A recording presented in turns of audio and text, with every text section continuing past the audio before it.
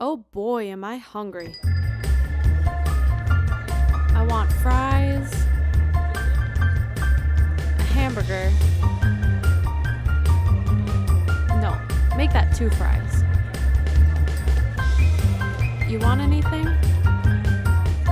What's your special today? Episode 4.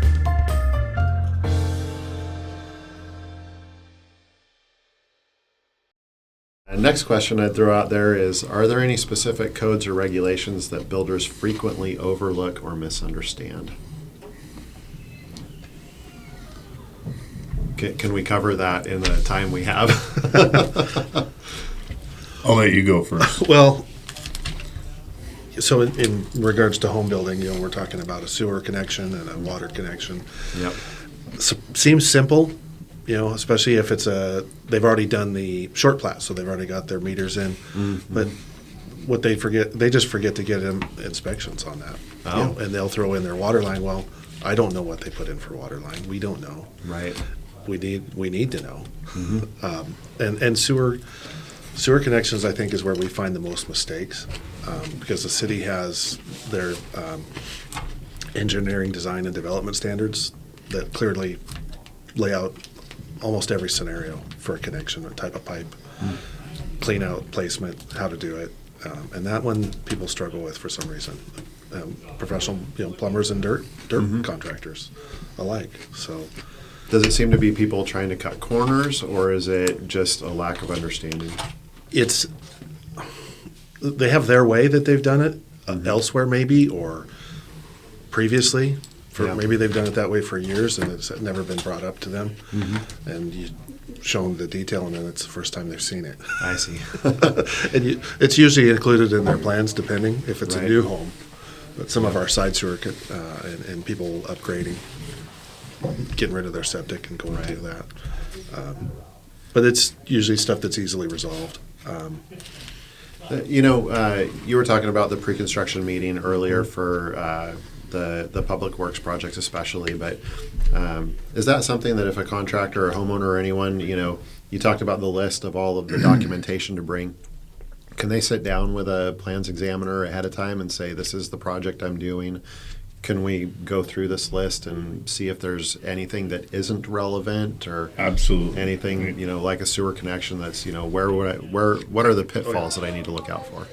Yes, absolutely. And that's one of the beauties of something that came out of COVID is that we've had page turns. I did those back down in Centralia, and I brought that hip here. They were already doing them. Somebody can bring in their plans at 50% and say, hey, this is what I'm thinking about doing. What are some of the what are some of the pitfalls? What are some of the things I need? What am I going to need? And this goes from the residential house to the, mixed use, 5 stories, and we will do that at any time. But with the advent of Zoom, or at least we're all using them, you can send me the plans. Send one of our plan reviewers the plans. I prefer like 2 or 3 days ahead of time. Give us a chance to kind of look at it and kind of do a 2,000-foot look. We're not going to do the full review. Yeah, you're avoiding going into the meeting cold. Right. Yeah. Exactly. And then go in and say, hey, just double check this, double check that.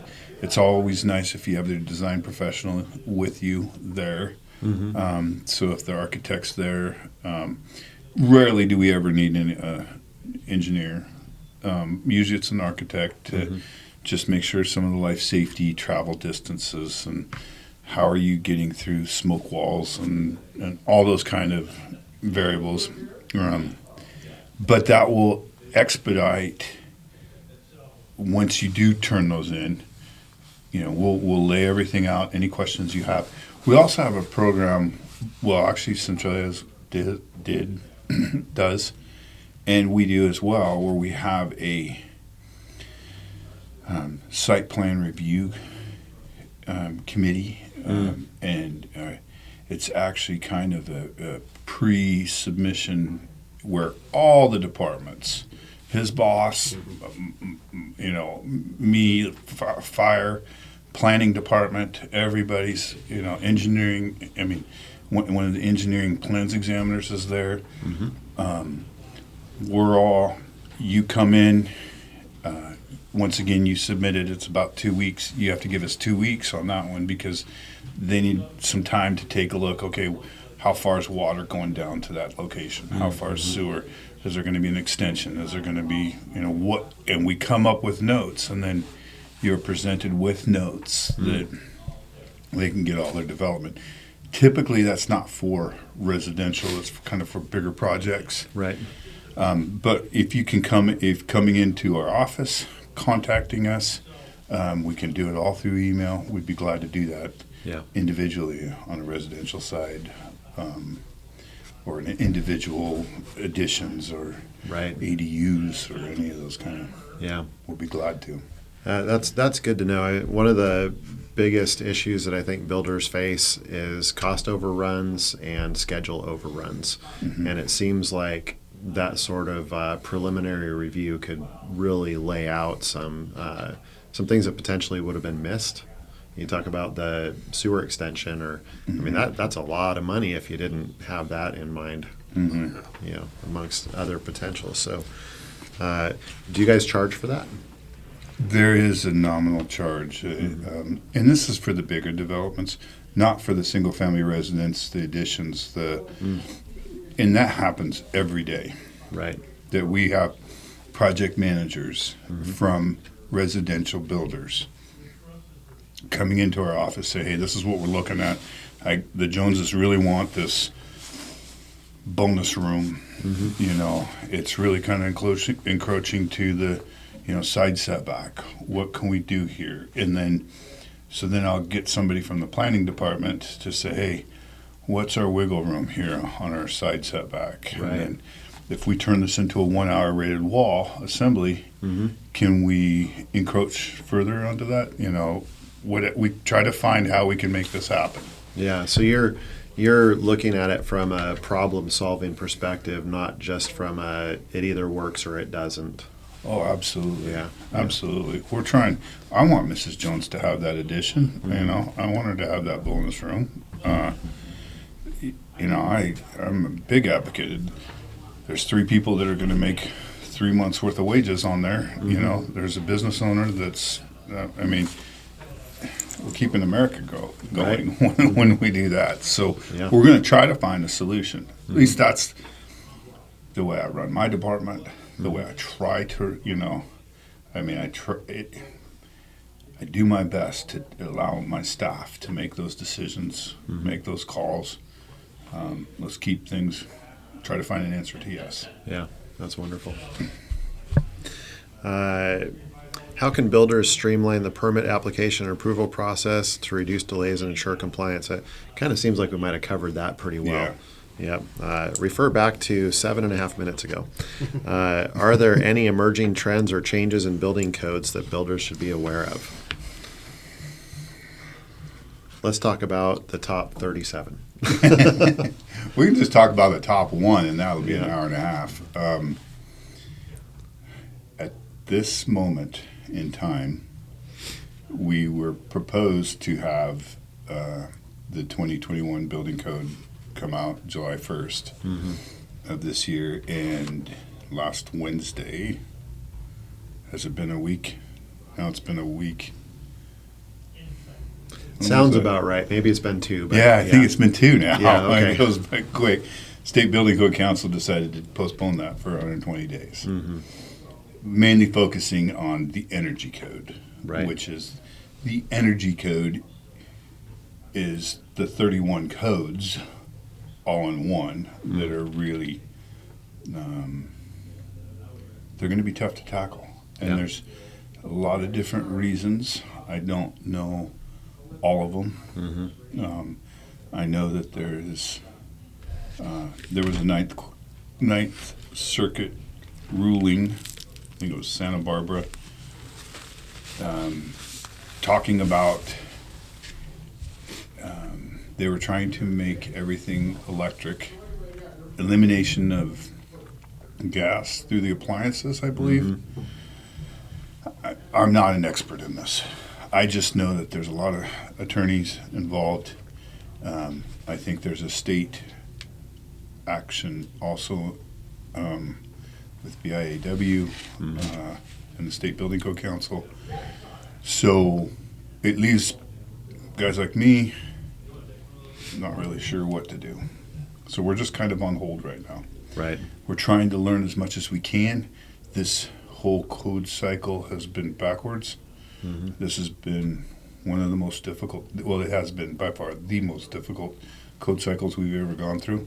And I say that even though we had the extensions last cycle, the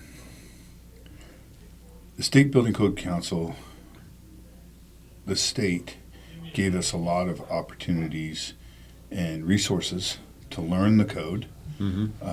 I had 6 to 8 months to learn the code before it became effective. They had great videos and everything. We don't even know what the code is at this point. Right. Right here today. A lot of the code is written, well, if this is the code, then this is what has to happen. But if this is the code, this is what has to happen. And it's very difficult to even start learning how it's actually going to be Right. interpreted and administrated. So, And as far as right now and going forward, if a builder is, applying for a permit, it's going to be examined against that code as of, it's a date in September, I can't remember. October 29th. October 29th, okay, I don't remember being quite that far out, but yeah. So if they apply prior to October 29th, so you're going to have a surge of plans coming in to I hit the don't current know. codes. Yeah. Yeah. I mean, I would have thought, because that has been until 2 Wednesdays ago, that has been this July 1st date. I would have anticipated that surge to have come in, because that's a month. Right. That's only a month away. So either develop or designers have decided, if they were going to hit the 2018 code, that means they're almost done anyways. They might be taking a few, I guess in the next 120 days,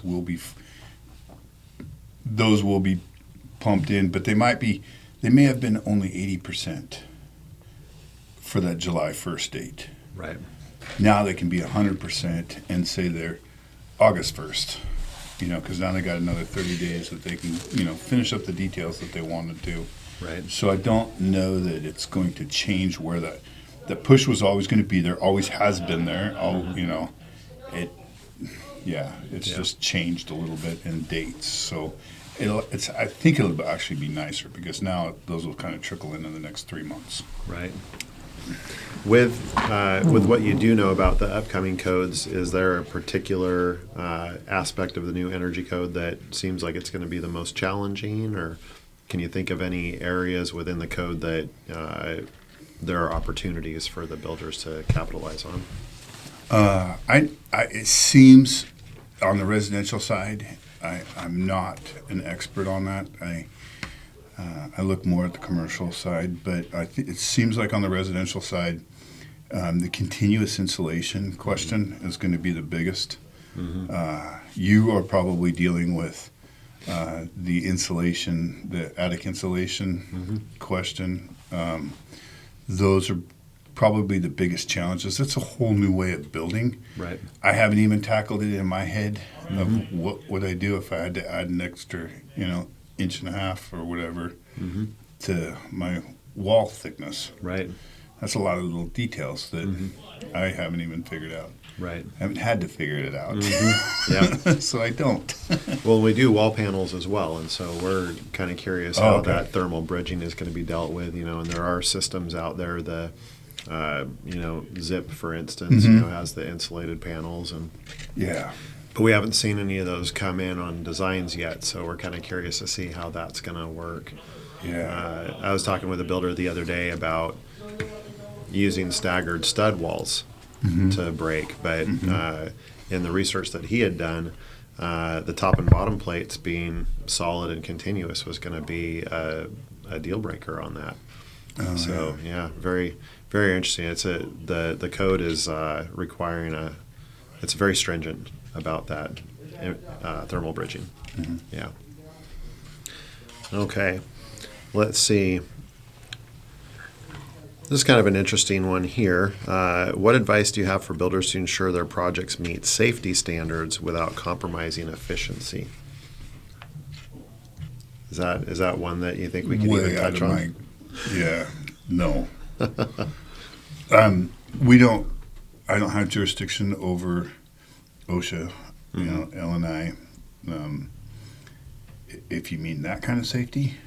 There is that kind of safety. There's also, you were talking about, travel out of the, I don't remember the exact word that you used, but, like the distance to get out of the building. Stuff like that. Yeah, most of that will be taken care of at the design phase.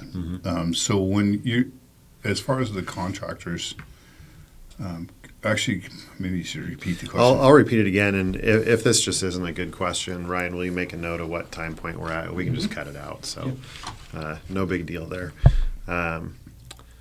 It was, what advice do you have for builders to ensure their projects meet safety standards without compromising efficiency?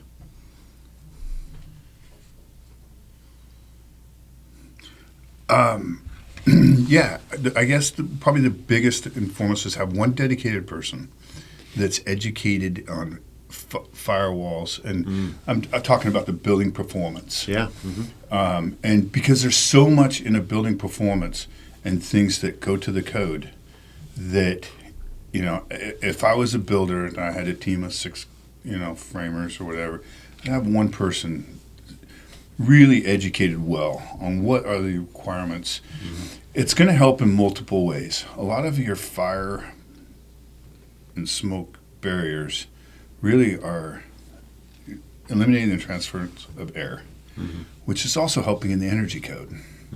Your penetrations and all that kind of stuff. So you can have one individual that's just going back around one time, making sure everything's caulked, your marriage wall between a garage and the living house, sort of. And if the trusses require, a fire barrier, Right. Having one individual being tasked with and being your expert Right. at going through that and making sure that gets done. Okay, hey, we're just before close, finishing our project. Bob, Sue, you go up there, make sure everything is taken care of, buttoned up, all the fire caulking, all that. Right. And that is a real important deal, and that would also help because we're going to go up and look. Yeah. At least a good inspector is going to go up and look, and that can really become an issue later. Right. And if you find at the end of the project, that would have been a lot easier to do at framing, you may add that into your schedule when you're framing a job, Right.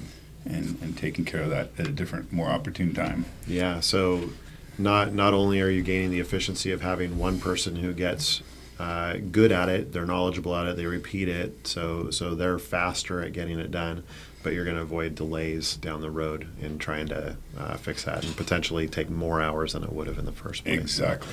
Yeah, excellent. Way to recover kind of a sideways question there, so I appreciate that. I can BS the best. Let's see. How can builders effectively communicate with building officials to address concerns or seek clarification during the construction process? We provide contact information at our pre-construction meetings, and then one of the things we both use the same permit software for our stuff through SmartGov. One of the things that a couple of builders did that now I recommend to others builders is even if they don't have an inspection for something, they'll just grab an inspection and put a scheduling note in there. Hey, I'm actually need to know about this. Hopefully it's covered under this inspection. Can you call me? And then Yeah. we get those, that's always, checked first thing in the morning. We'll call them. We try to make time for a site visit if that's what we need to do. But, they can go straight through the inspectors on most of our stuff and get 90% of their questions resolved. Great. And then we can put them with an examiner if we need to, or somebody in planning if there needs to be a revision. Might need some drawings on something if it's more complicated. But Right. Yeah. That's similar to what I would say is, obviously your inspector is going to be your main contact. For ours, it's a little bit different. We develop relationships because we're there. You're there at framing, then you're there 2 days later at insulation, then you're there 2 days later at drywall, then you're there, then we might not be there for a little bit, but we've developed, a little bit of a relationship. So the general questions can be directed to the inspectors. It can, like Mark said, absolutely through our permit software. That's a great place to contact, and that's a great place to contact somebody at 8 o'clock at night. If you're the contractor and you're thinking, doggone it, what am I going to do on this issue? Right. Oh, I'm going to go in because that's 24/7, 365, Yep. And when you're thinking, and I know this happens because I remember everything at 9 o'clock, and you can go in and, hey, request your inspector, or, obviously the pre-con, you can get their business card, send them an email. Right. Send it, if it's a question on the plan specific. I would assume that most contractors are going to go back to their design professionals and say, hey, what were you trying to say here? If there's some kind of question on materials, hey, yeah, my architect doesn't care if this is this or this, go back to the plan reviewer. It's going to be the person that's name's stamped on the plans, Right. And that's going to, ask them for that clarification. I'm always available. And if it's a question that you can't go to any of those and you disagree with those, come to me. I am always available. I try anytime somebody leaves me a message to answer it within that day. Same thing with email. So feel free. We're not trying to hide anything or make anything. We're just trying to have a safe product at the end of all this. Right. And that pre-construction meeting is really where you get a lot of this stuff. And I just can't say that enough. That is so important. Every one of our plans go out with the big red letters, call for a pre-construction meeting. Very rarely do only those that realize how important it is. Yeah. Even ones that we work with all the time. Yeah. They still do it because there's not a single job that's exactly the same. Right. We know that as contractors. So, anyways, I highly recommend that. Is it safe to say that the contractors that do take advantage of that pre-construction meeting tend to have a smoother project? Absolutely. definitely. By far. Yeah. Yeah, they don't skip. It helps them not skip over steps or miss an inspection that they really needed to have. Or Right. dig the sewer re-expose their back water up, line. Yeah. Yeah. Exactly. Yeah, Yeah. any number of those type of small things that we can help them with. Right. Because I think we can agree we all want them to be successful. Like, I don't know. I love going out and not having a correction. Yeah. Yeah. I get to just take a look and hang out for a few minutes and have a good conversation. Yep. He's telling me he's got the best job in the world. Yeah. Yeah. Hang out in the dirt. Like a big kid, right? Yep. Let's see. What resources or support do you provide to builders to help them navigate the regulatory landscape more effectively? We've kind of covered that a bit. Are there any additional tools that we haven't talked about on that? I always recommend everybody gets familiar with the code publishing, which is where we have our engineering design standards available for everyone, anybody. Okay. Is that available through the City of Olympia website? Or? Yeah. Yeah, you can go through that Okay. and get there through the public facing. Mm-hmm. And if not, your inspector can get you there. Right. All right. I would like to answer that really in one of the advantages, and I'm going back to when I was a contractor. And really HBA, the local HBA, and for us here at Olympia Master Builders. So Right. I was a big advocate. I was involved heavily in that, and they assisted me with more of those type of questions. We were actually talking about, a lot of those, Don Coyle, he was one of those guys that, John Johnson, I remember my first heeled truss, Yeah. and going, and it was through the, getting to know other builders through the Home Building Association, Olympia Master Builders here, I developed relationships, and I was able to say, I have never nailed off a heeled truss before. I have no idea what we're doing here. Right. I've got one. What do you do? And then after he got done laughing, Sure. they told me exactly, hey, this is what you need to do. Yeah. I was like, awesome. That's cool. Yeah. And that's where I learned the most. They have development classes on code changes. We, as building officials, have a quarterly meeting with builders through the Olympia Master Builders. Yeah. That's where you get an opportunity to talk to all of us. Right. Centralia, the county, Lacey, Tumwater, Olympia, so I recommend that as another way to find out, hey, what am I supposed to do here? As if you were a young contractor or trying to learn, hey, I got a problem here. Do you know of anybody within the organization that is an expert that can answer that question for me? I'm glad you bring that up. That's fantastic. And the Olympia Master Builders specifically, I mean, they not only have a lot of fantastic resources for builders, but just business people in general. Right. I know last night they were hosting a Women in Business deal, and so all sorts of great resources. And we lean on them pretty heavily for first aid and other sorts of benefits like that. So, yeah, great. Thanks for bringing that up. Okay, I got several more questions, and I think we've just covered a lot of. Some of these questions are kind of redundant, or we've covered them through the process. But I do like this one quite a bit. Can you share any success stories or examples of builders who have excelled in meeting regulations while also delivering high quality projects?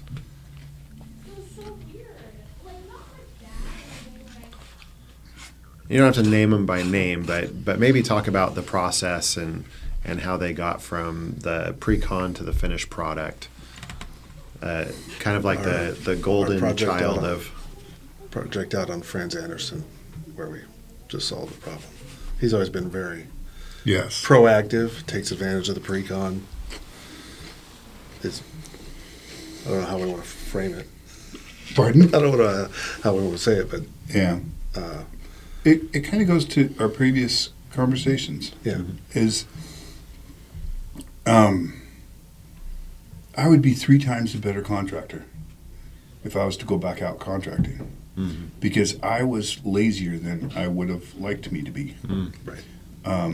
And I have to admit that I didn't pay attention to details, and those that do, they know what they're doing. Now, I offset a lot of it. I took a set of plans, and I knew every single inch. I studied those plans at home way before I started the project. So I knew everything. It was all laid out in my head. I had everything pretty good. So I did okay, but I could have done way better. And a lot of that is calling for the pre-cons, you've got to be thinking about step G when you're working on step B, because that's going to fall into place. And you got to be able to react when step C can't happen because the drywallers are on a different job, and you got to figure, okay, what am I going to have done so this job keeps going? Right. I can't. Education. I mean, and I mean that in both what are your time frames, educating yourself of the products, educating yourself of the manufacturing of those products, educating yourself on the code. There's so many different ways. The most successful contractors I see absolutely know the code. I rely on them. I would ask them, and have in the past, hey, what do you think about this? I've already tried to educate myself as much as I can in the code. Not that I want to regulate. My philosophy is to educate, to regulate through education. And so I can't tell you, hey, you need to do this, when I have no clue how it's going to get done. Right. I see that with contractors. The most successful contractors know how to do it. They have it figured out in their head how they're going to hit that code, that new code, and that's typically the biggest obstacle is the new version. Right. We talked about the detail of the continuous installation. I'm excited to see how that gets applied. Right. Because I know there's going to be good contractors out there that are going to have it all figured out. And I'll be able to cheat and look at what they're doing. Right. Yeah, I see products coming along that are trying to, meet these new codes, and some of them I wonder, have they been tested for our seismic considerations and stuff like that. There's a lot of good ideas out there. It'll be interesting to see which ones get implemented. Yeah. And new products. We've all been, anybody that's been in construction for 20 plus years. I mean, in the 90s, we had an EPA change, and that led to, LP sightings and all the other stuff that failed. We built houses so tight, Right. and we didn't ventilate right. All the failures.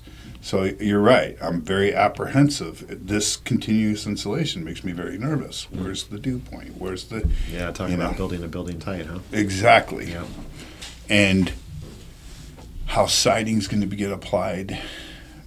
Are we going to have 2 layers of sheeting? Where our weather barrier is, where, insulation. There's just a lot of variables that are. Yeah. A lot of questions unanswered at this I point. know. So Yeah. we got to get those answered. And Yeah. those that do get them answered are going to be successful. Right. Might need to have you guys back on in about 4 months or so, when we're A year. when we're into it. Give me a year. Okay, fair enough. Well, this has just been a fantastic conversation. I think that there's going to be a lot of value for the builders that listen to this.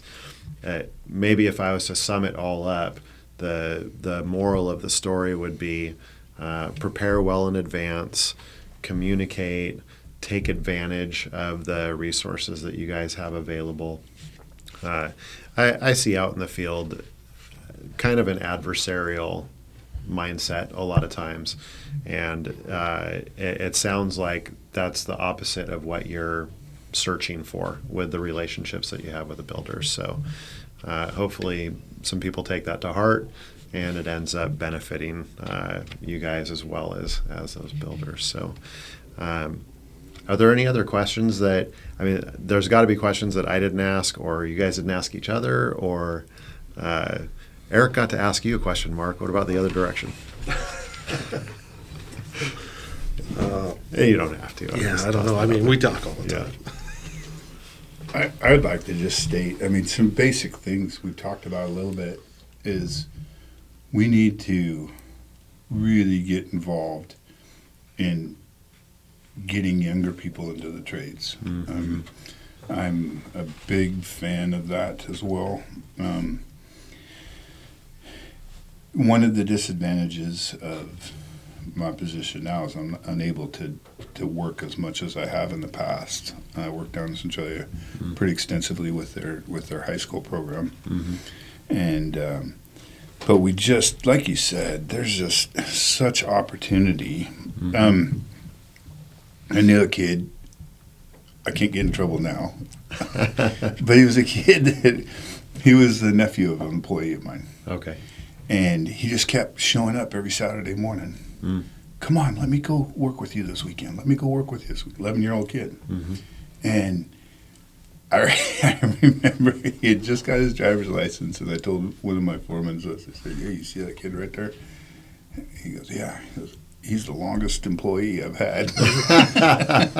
and he was 16. Yeah. You know, and he worked on that Centralia College. The kid graduated Centralia High School, Mm-hmm. and that next Monday was working on remodeling it. Oh, no kid. You know, and he has 2 houses now. You know, he's a young kid. This was, you know, he did decide to change careers. You know, and good for him. You Yeah. know, I mean, it went into another admirable career, but at least got him a start, and it gave him stuff that all my kids, 2 girls, they know a little bit about construction. Mm-hmm. You know, they're not going to work in the trades, Yeah. but they know if the plumber's going to, you know, well, that's just a fitting. You know what? You know, they know a little bit about it, Right. and it's so important. I wish we could expand on some of these programs. You know, to get kids in the trades, because it is going to be a great living in the future. And there's just a lot of kids that aren't going to go into high school. No, after high school, they needed apprenticeship programs. I'm Right. a big fan. Some sort of a work and learn. Mm-hmm.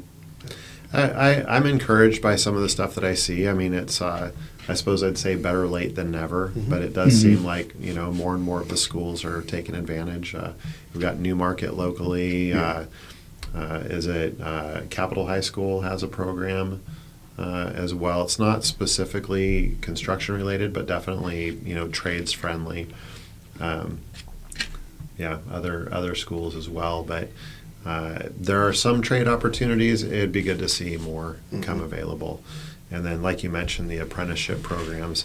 And I think maybe even informally, you know, you talk about the union pathway, and that isn't the direction that everyone wants to go necessarily. Absolutely. But if you're a builder and you have a need and you have the knowledge, I think you could just about label something, you know, an apprenticeship program and attract people. Oh, I think so. Yeah. Yeah, I think so. If you had a company that could do that, and all your licensed trades that have apprenticeship programs, I think that are both union and non-union at this point.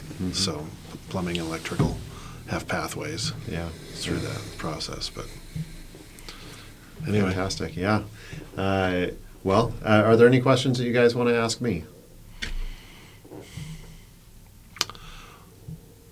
why'd you start this? Why did I start the podcast? Yeah, that's I a was good curious. question.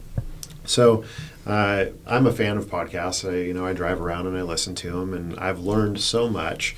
And I've listened to a few different building industry specific podcasts that I think are fantastic, but I haven't found any that are specifically orientated towards the challenges that builders deal with here in the Pacific Northwest. The weather challenges, let's see, how shall I say this? The constant, well, with codes, they're pushing the envelope. The energy code is a good example. I mean, we're going to have the most strict energy codes in the nation, as I understand, once this comes through. And so that's not something that the builders throughout the country have to deal with. So just something that's more specific to what the folks in our region are dealing with. So that's why I started it. Really very interested in helping the builders in our region do their job better, be more profitable, help it continue to be a good, viable opportunity. And obviously, we've got a severe housing shortage in our region. And so, I'm so glad that you guys came on today, because one of the biggest challenges that I think builders deal with is getting through the permitting process. And so, anything that I could do to help them get a permit more efficiently so that they can do the project. And it's not only a matter of just getting to a point where they can build the project, but if they could cut the process timeline down, they could do additional projects. If they could cut the process timeline down, they could do the project for less money and make it more affordable, because that's another big issue, is the affordability. So I don't expect to change the world, but I certainly want to do what I can to, help it be that much easier. And also, contracting's fun, right?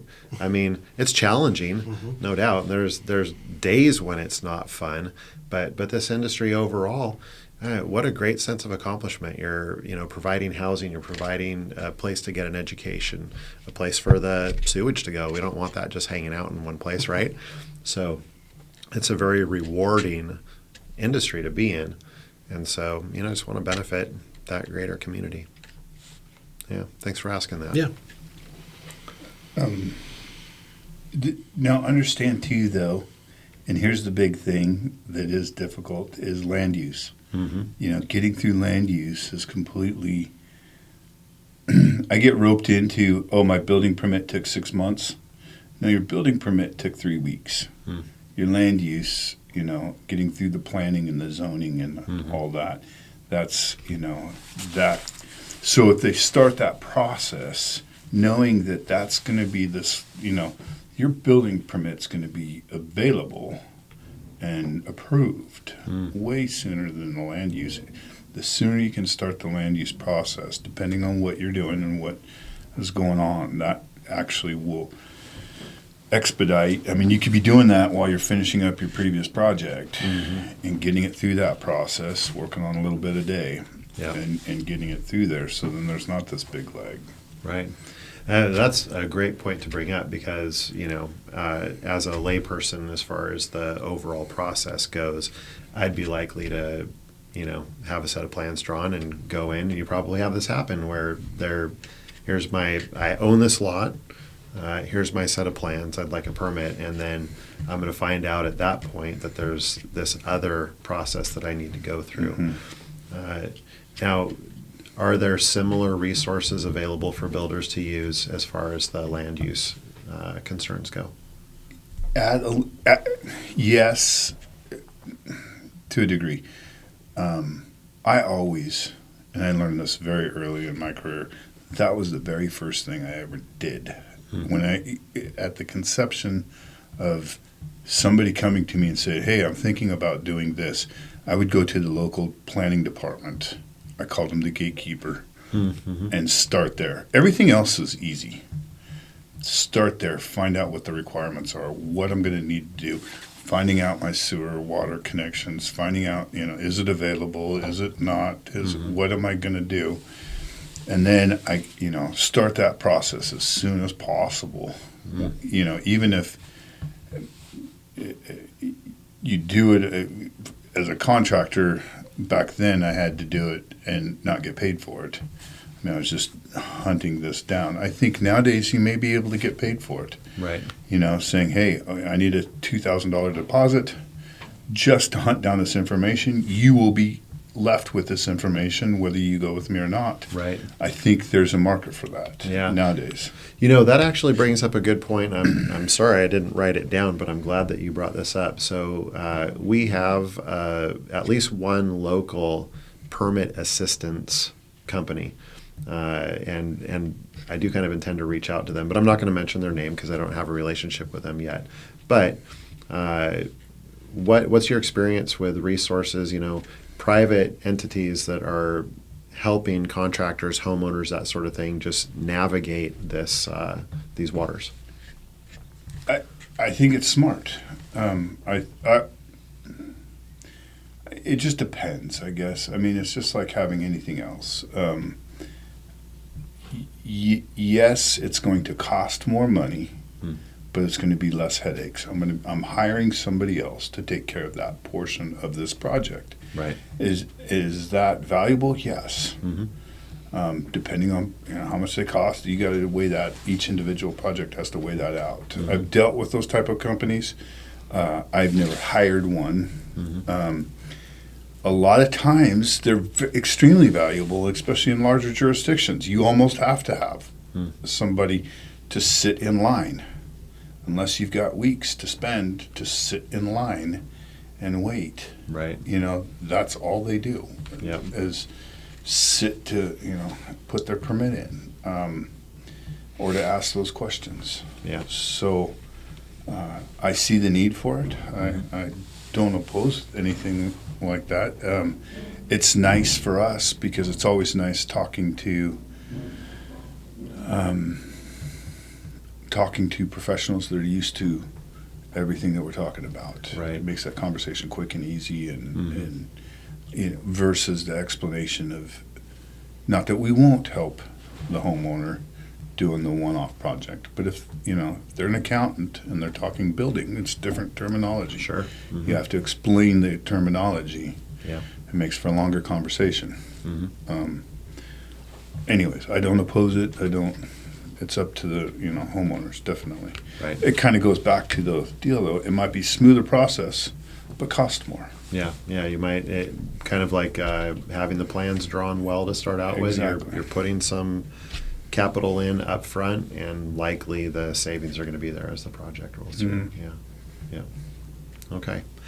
Well, I think I'm going to bring it to a close. I know that we're probably a little bit over the time that we talked about, but thanks again. Mark, Eric, if someone wanted to reach out to you to get, to have a little bit more of this conversation, get some help, however, is there a good way for them to reach you? Yeah, I mean, go on. Probably Call me. both of us could be reached actually through our customer service center Okay. at City Hall. Excellent. And they can either ask for us by name or ask for somebody within our department. Right. Okay. And Which will probably be us.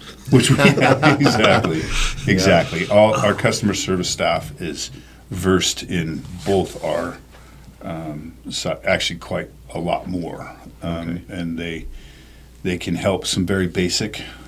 Even our front counter staff can answer some real basic questions to both Mark and I. Yep. They're just extremely well trained. Yep. And then if it gets a little bit deeper, they'll send you to whomever needs to be taken. They can answer your question. Very good. Okay. Do you know the email and phone number for that front desk line off the top of your head? If not, I'll just cut this part out and we'll find it. Yeah. You better. Okay. I could probably figure it out I'll on give my you somebody's phone. direct line. Yeah. Great. Yeah. Okay. Thanks, guys. Yeah. We'll go ahead and I'll shut it down. And Thank you. yeah, I should say thanks again for tuning into the Northwest Builders Lunch Hour. I hope you got something of value out of this. And don't forget to like and subscribe so you make sure that you get the next episode that comes out. Enjoy lunch. This meal was brought to you by Truss Components of Washington. Make sure to subscribe so you don't miss the next hot dish. And feel free to invite a friend for lunch next time.